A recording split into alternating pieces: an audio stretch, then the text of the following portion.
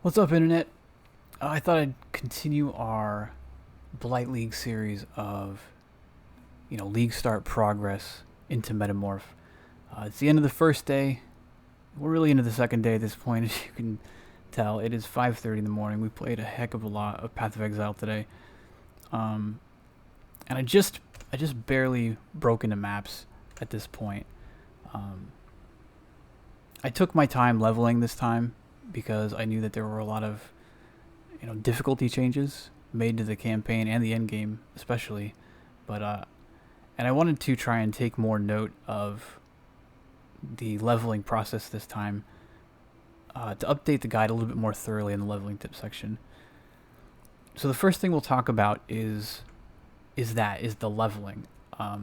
It felt pretty similar to me to Blight, except for the fact that I felt more pressure to maintain my single target DPS. You can really feel the increase in boss life in particular. And so I think there's a lot more pressure to not jump into Ancestral Bond before Cruel Labyrinth. Like, until you get Rich of Awakening, I feel like if you try to jam Ancestral Bond, especially into a Freezing Pulse spell totem setup, you're going to really feel that lack of single target DPS, like in the level 20 to 50 range. It's fairly wide.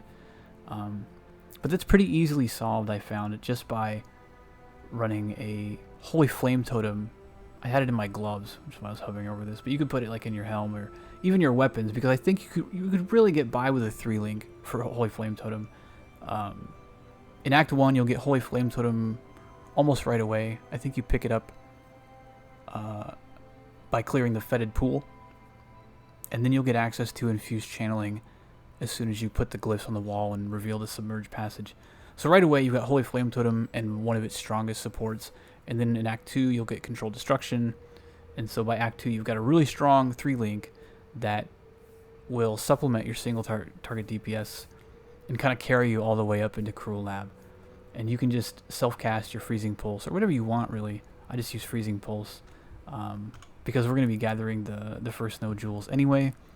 And they actually just updated the visuals for this, so it was pretty fun to self-cast this on the way.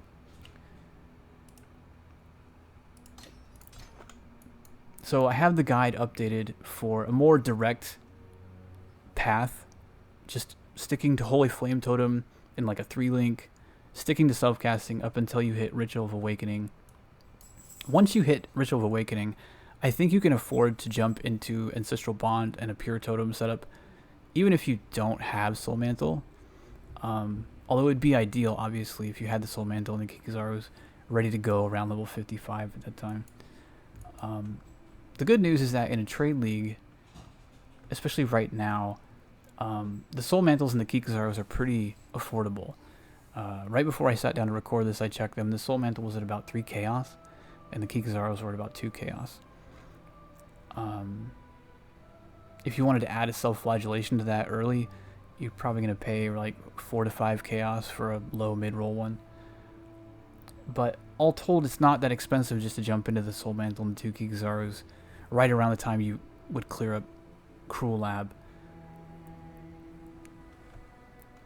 And once you do that, I think leveling becomes pretty trivial at that point. You'll rip through the rest of the campaign pretty easily.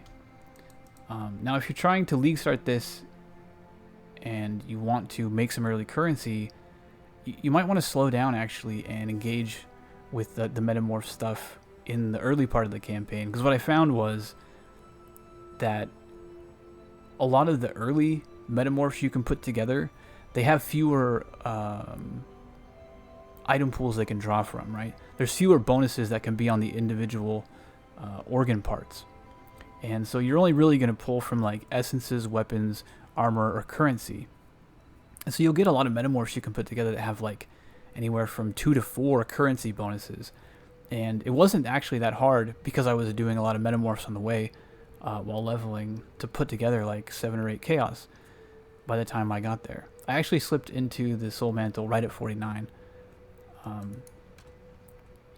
Because you're doing all those Metamorphs, you're also going to accumulate a little pool of jewelers and fusings, and it only takes a handful to make a 4-link. So you don't even need to worry about what sockets are already on the Soul Mantle, really. The only thing I might pay attention to is the item level. You want to make sure that, because it's a level 49 item, you might get people that are selling like item level 47s,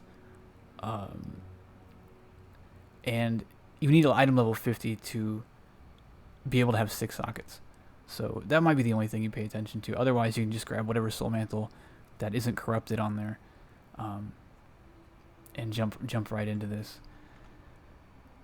The other thing I would say is, just like in Blight when they added this, keep an eye on the trade section for +1 to all cold spell gem wands or scepters, but it's easier to find them on wands. I was searching a lot for just +1 cold and projectile speed, or like +1 cold and cast speed, and seeing if they had an open prefix so I could put spell damage on them. And I wound up with both of them having, for most of my progress anything, both of them had projectile speed on them, which obviously helps a lot. Speaking generally about my experience on the first day, I really like the Metamorph mechanic.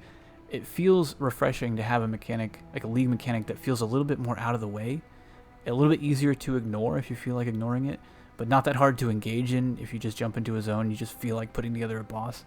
It doesn't take very long.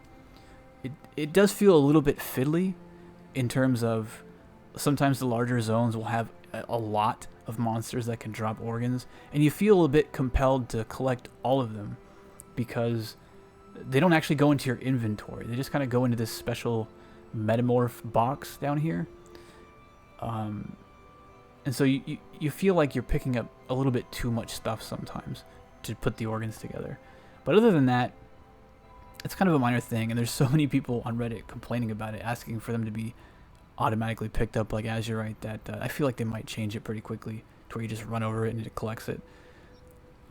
Considering there's no inventory metagame to play there. So they might just change it and make it more convenient. The bosses themselves, though, are actually really fun. They actually caught me off guard a little bit. The most surprising one, I think, was the very first one I made in the beach right on the other side of Lion Eye's Watch, right? You have that cannibal, the named cannibal witch, like Hell Fury or something, who has the firestorm. I put her into a Metamorph right there on the beach, so the only thing I have is like a couple pieces of gear and a level 2 freezing pulse, and she has like a super powered version of Firestorm, which is huge and like aggressively tracks you and just shreds your health. And so it was like a huge battle right there at level 2. I wasn't expecting that, but it set the tone for me, and part of the reason it took me so long to level today was because I basically wanted to make a Metamorph in every zone, which is a good sign to me. And it makes me really excited to get to the map stuff and put together some of the endgame ones. As far as where I wound up, like, it did take me a while because I spent so much time fiddling with the Metamorph, and I typically do every quest on the way on my first character. That's just kind of tradition. But we came out into the mapping in pretty good shape. I was actually on a 4-link Soul Mantle the whole time. I only 5-linked this right before I started recording because I had a few chaos to blow, and we actually got lucky and managed to snag an Exalt Orb. Patrick went to bed, left me enough RNG time to get one good drop in this league, and it's good timing. I don't know if we'll spend this like tomorrow or if we'll let it appreciate in value a little bit. It's a really valuable power spike to spend currency early like this. But day 2 might be a little too late. We might want to let it appreciate in value a little more. But I had like 6 or 7 chaos left over from all the other Metamorphs that I had fought, and turned that into a 5-link.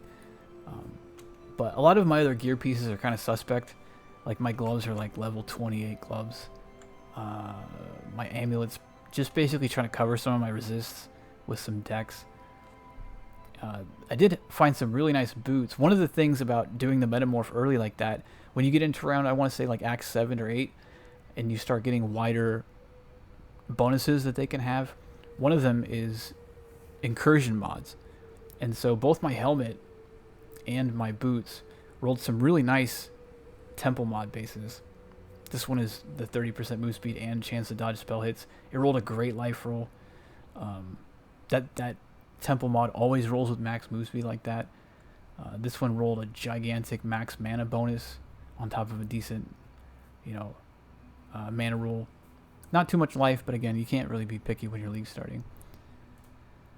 So we'll probably just replace these two pieces because I didn't notice, after I finished Kitava, I lost more of my resist, and I went into that first, the first beach map, and Glace love tapped me pretty hard, and we'll fix that tomorrow. Part of it's also because I was kind of rushing through the last couple of acts, being so late, and we had only just gained access to like the double resist mods, and these are really useful to kind of shore up those kind of resist problems. I've got a lot of individual resist crafts that can be replaced with duels, and it'll cover this last little gap we have. I'm not sure there's anything else I want to talk about. I would run a map like I did during Blight. We'll probably do that for every other day besides this one. I'm just a little bit too tired after updating the guide and playing so much today. And I don't have time to fix my resists before I do that. But yeah, I think the build is actually just in great shape. The only thing I would say is that we probably lost a little bit of wiggle room to curve into Ancestral Bond early, just if you really like totems and you wanted to play as early as possible. I think that's probably not a good idea unless maybe you're actually playing Holy Flame Totem all the way up to, through Act 10. They have a little bit more room because Holy Flame, doesn't spend a link on Spell Totem support, right?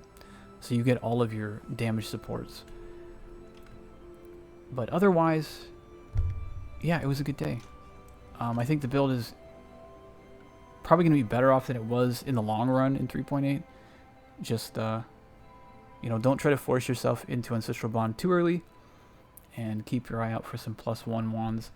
And maybe don't rush too hard past the Metamorph bosses so you can allow yourself to take advantage of those early currency gains. So you can get into a Soul Mantle while they're cheap like this early league. And yeah, I have no worries at this point about being able to move into maps, especially now that we've got a 5 link.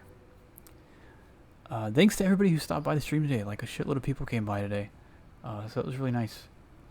I'm going to be streaming a lot this week.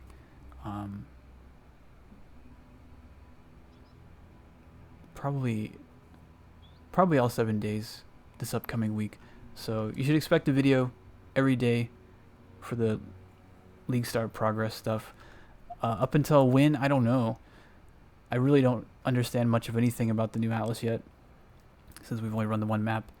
And we'll probably try to run that League Start progress series all the way up through, maybe my first Awakener kill.